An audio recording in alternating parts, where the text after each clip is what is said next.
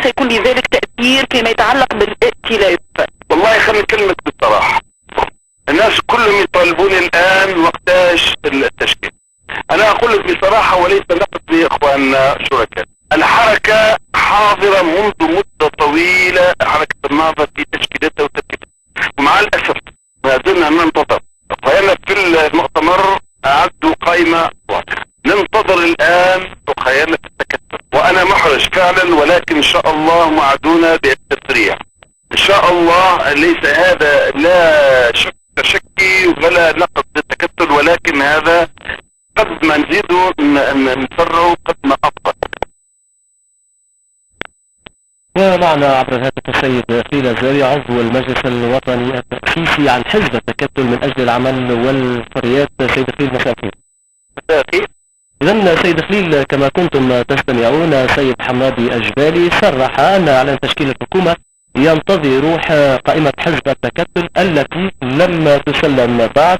وما ردكم، خاصة وأن السيد حمادي أجبالي يعني كما كنتم تستمعون قال إن التكتل يتحمل مسؤولية هذا التأسيس؟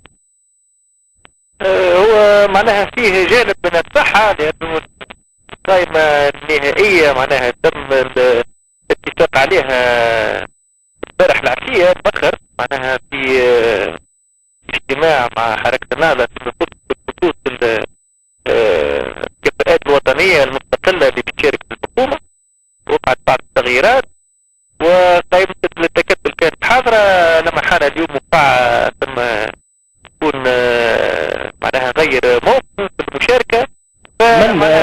من غير موقفه؟ مش بالضرورة، وقت تخرج تركيبة ونعرفوها، معناها تبوش نخرجوا معناها الأشخاص.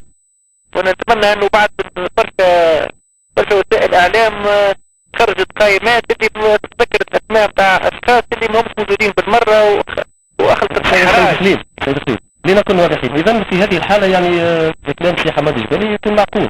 كلامه معقول على اليوم العشية، معناها فقط الإعلان عن الحكومة باش يقع معناها مدة الصباح، وما تصورش اللي باش تمثل معناها عائق كبير. واليوم كنا مع السيد رئيس المجلس الوطني التأسيسي وأعلمنا اللي الاجتماع لتسكيت الحكومة سوف يقع يوم الخميس. أنا ما تمش سيد خليل، السي حمادي أجبالي يعني قال أن المسألة تتطلب الإسراع في إعداد القائمة.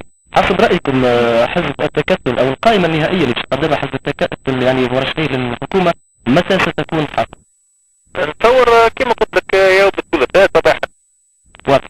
إذن السيد خليل الزاوية مثلا حزب التكتل من أجل العمل والحريات في المجلس الوطني التأسيسي، شكرا جزيلا لك على هذه الإيضاحات.